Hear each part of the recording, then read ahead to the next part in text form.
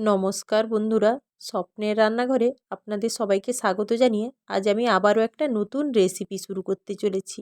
আজ আমি তৈরি করছি খেজুর গুড়ের পাটিসাপটা পিঠা। এই পাটিসাপটা পিঠা তৈরির জন্য সবার প্রথমে আমি গোবিন্দভোগ চালটাকে 4 ঘন্টা আগে ভিজিয়ে রেখেছি। এবার এই চালটাকে খুব মিহি করে বেটে নিব। চালটা বেটে নেওয়ার পরে এবার সেই চালটাকে একটা ব্যাটার তৈরি করব। ব্যাটার তৈরির জন্য আমি এর মধ্যে পরিমাণ মতো লবণ দিলাম, আর 2 বাটি গোবিন্দভোগ চাল নিয়েছিলাম, ছোট বাটির 1 বাটি ময়দা দিলাম, আর দিলাম কিছুটা পরিমাণ গুঁড়ো দুধ। এবার সব কিছু খুব ভালোভাবে মেখে নিব। খুব অল্প অল্প জল দিয়ে প্রথমে ব্যাটারটা আমি তৈরি করব। খুব বেশি পাতলা হবে না, আর খুব বেশি ঘনও হবে না। খুব সুন্দরভাবে ব্যাটারটা তৈরি করতে হবে। একসঙ্গে বেশি পরিমাণ জল দেব না, অল্প অল্প জল দিয়ে এই ব্যাটারটা তৈরি করতে হবে। আর ব্যাটারটা তৈরির সময় খুব ভালোভাবে মাখতে হবে, একটুও যেন দানা না থাকে। পাটিসাপটা পিঠা তৈরি করতে গেলে অনেক সময় খুব ভালোভাবে পিঠাটা তৈরি হয় না, আর অনেক সময় আবার পিঠাটা ভাঁজ করতে গেলে ফেটে যায়। সেই জন্য এই ব্যাটারটা খুব ভালোভাবে তৈরি করতে হবে। ব্যাটারের ঘনত্বটা ঠিক এইভাবে হবে। এবার পিঠার মধ্যে যে পুরটা দিব সেই পুর তৈরির পালা। গ্যাস অন করে আমি একটা কড়াই বসিয়ে নিলাম। কড়াইয়ের মধ্যে এবার আমি খেজুরের গুড় দিলাম।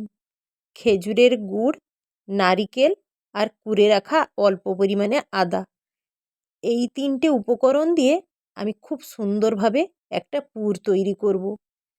খেজুর গুড়ের সঙ্গে আর কিছু লাগবে না। এইভাবে অনবরত নাড়াচাড়া করে নিয়ে আমি পুরটা তৈরি করব।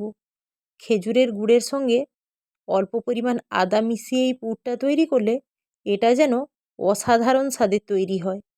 এটাকে একবার তৈরি না করলে বোঝাই যাবে না যে পুরের স্বাদটা কতটা হয়। সব কিছু খুব ভালোভাবে মিশিয়ে নিয়েছি। এবার আমি এর মধ্যে 2 চামচ ময়দা দিলাম। এবার মিডিয়াম আঁচে বেশ কিছুক্ষণ ধরে এইটাকে আমি পাক করে নিব। পাকটা ততক্ষণই করব যতক্ষণ সুন্দরভাবে পুরটা না তৈরি হচ্ছে। এইভাবে বেশ কিছুক্ষণ আমি নাড়াচাড়া করেছি। পুরটা অনেকটাই তৈরি হয়ে এসেছে। পুরটা দেখলেই বোঝা যাবে যে তৈরি হয়েছে কিনা। এইভাবে নাড়াচাড়া করতে করতে একসময় উঠিয়ে দেখলে খুন্তির মধ্যে এইভাবে পুরটা লেগে থাকলে বুঝতে হবে পুরটা তৈরি হয়ে গেছে। এবার আমি এটাকে নামিয়ে নিব। পিঠা তৈরির জন্য এবার একটা তাওয়া বসিয়ে নিয়েছি। তাওয়ার মধ্যে একটা বাটিতে পরিমাণ মতো ঘি নিয়ে আগে ঘিটাকে গলিয়ে নিব খুব ভালোভাবে। ঘিটা খুব ভালোভাবে গলে গেছে। এবার আমি এটা তুলে নিব। তাওয়ার মধ্যে এবার সামান্য পরিমাণ প্রথমে ঘি দেব, তারপরে এইভাবে চারিদিকে ঘিটা ছড়িয়ে নিব। এবার আমি এই তাওয়ার মধ্যে 1 চামচ গুলে রাখা ব্যাটারটা দিলাম। এবার চারিদিক এইভাবে ছড়িয়ে নিব। খুব সুন্দরভাবে এটা মেলে নিলেই তবেই পিঠাটা খুব পাতলাভাবে তৈরি হয়। এক পাশে পিঠাটা হয়ে গেছে, আমি উল্টে দিলাম। এবার উল্টে দেওয়ার পরেই এই পুরটা এইভাবে সাজিয়ে দিব।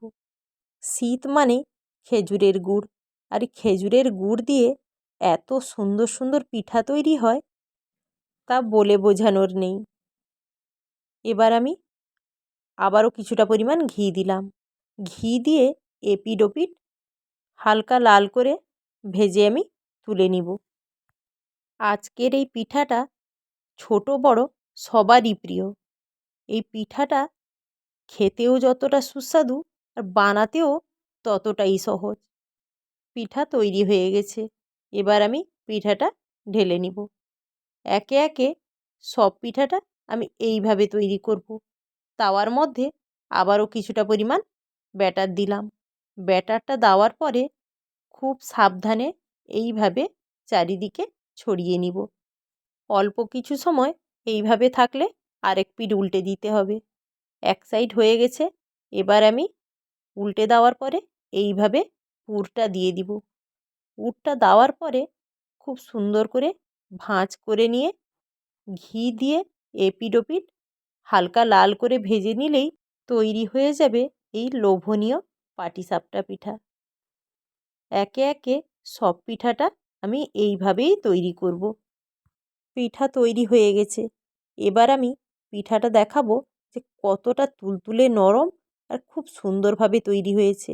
একটা পিঠা কেটে নিলেই বোঝা যাবে যে পিঠাটা কতটাই সুন্দর হয়েছে।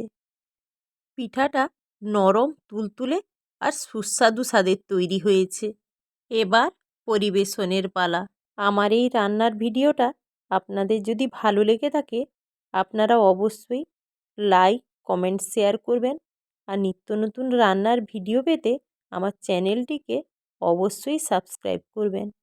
আর যারা ফেসবুকে দেখছেন তারা পেজটি অবশ্যই ফলো করে দিবেন। আমি ফিরে আসছি আবারও নতুন নতুন রান্নার রেসিপি নিয়ে।